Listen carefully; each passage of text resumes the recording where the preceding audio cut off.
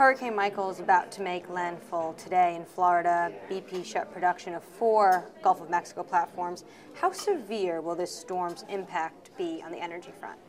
Well, if you look at the entire Gulf of Mexico, I just saw 40% of the production is down, and that's of course going to affect pricing.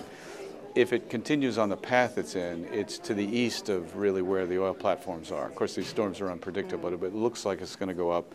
And of course, that's the milder side of a storm. So to be safe, you're going to move people out, but I don't think it's extended, I'm going to guess. So this is how you plan for these kind of storms? You just take action immediately? We look at the past, we look at probabilities. If there's any probability of high winds and waves or the eye of a storm going on, we move people off, like others in the industry. Yesterday here at Oil and Money, Fatih Birol said the market's entering a red zone. How severe do you think we're going to see a supply squeeze in the market?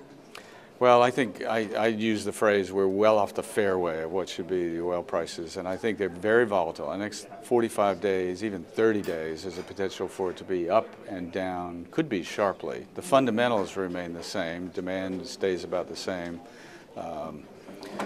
No big impact on GDP growth in the world. That would affect oil. But I think the fundamentals will come back. If you might, I think you did a panel with Dan Yergin. I thought his comment was perfect. He said the markets are effectively stable, but they're emotionally unstable. Unbalanced, and I think there's a little bit. Emotionally unbalanced, yeah. Yes. Markets balanced, but emotionally unstable. So do you think we'll see this call that many are saying for $100 oil by the new year? I think there's a possibility of that, but I think there's equally a possibility of going down from here. Things are tight. I think it's all generally around the Iran sanctions, uncertainty there, and maybe a little bit of Venezuela. But I think that's where the uncertainty comes. It's a very unusual period we're in now. Would you put a dollar price on where you see oil? No, I wouldn't. A range? Well, I think you could be, I'd say 70 to 90. In a short period of time here, moving up or down. But I think the fundamentals will come back, and we're planning BP for the longer time. We've been planning at 55. I think we're probably close to 60 now going forward, longer time, because stock levels are down. It's not going to change what we're going to do as a company. So what are you going to do with all this money with oil at $85 a barrel? Do you invest more, or does a priority remain cutting debt and investor handouts? I think for us, for sure, we're going to stay within the capital framework, $15 to $17 billion. It'll help our balance sheet a bit, pay down debt. We just made an acquisition of BHP in the U.S. We're going to continue to divest assets. It's not going to change that much, but it removes a little bit of tightness, I suppose, in our financial framework. But discipline's got to be a big part of it. With the price of oil we're seeing now, I was looking this morning, oil priced in rupees, and it's really difficult. It's starting to get very expensive for some of these emerging markets. Do you think we're going to see demand destruction? Not seeing it yet, but the tightness, India, for example, if you convert the rupees, it's $100 a barrel in India. I mean, it's really, really tough on India right now. Big consumer, not as much production. Turkey, other countries that rely on imports. I mean, we are off the fairway of what should be a good oil price for the health of the world right now. We're less than a month from the Iranian sanctions. How much crude do you think will be lost in the market from Iran? Don't know. I mean, I think it could be 1 million barrels a day. And then Saudi Arabia and Russia and Abu Dhabi and others are going to be moving to get more oil on the market. It's not fast enough for the Permian, which will take about a year to get debottlenecked. That's where the tension goes. And if waivers are granted, that's where you can see the price go down. And who knows, really.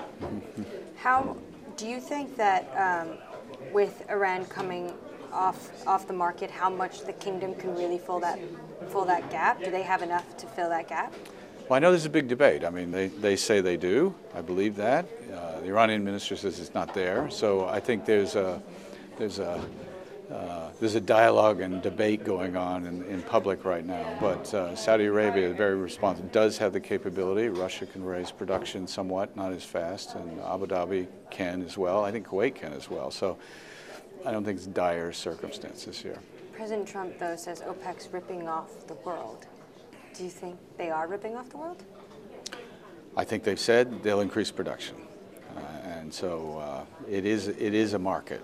It is about supply and demand, and there's concerns in the market, this emotional instability of people saying suddenly there could be less market. But right now, the world is not short of oil. There's a market out there that's selling, but a lot of uncertainty, and markets don't like it. So. Right. Back to your acquisition with BHP. Where are you on selling the older U.S. shale assets since that purchase?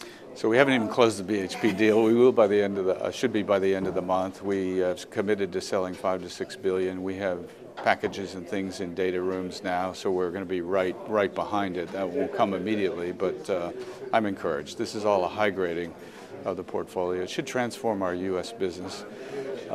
It's not going to transform BP. So although 10.5 is a big number, but divesting 5 to 6, that's really a high grading for us.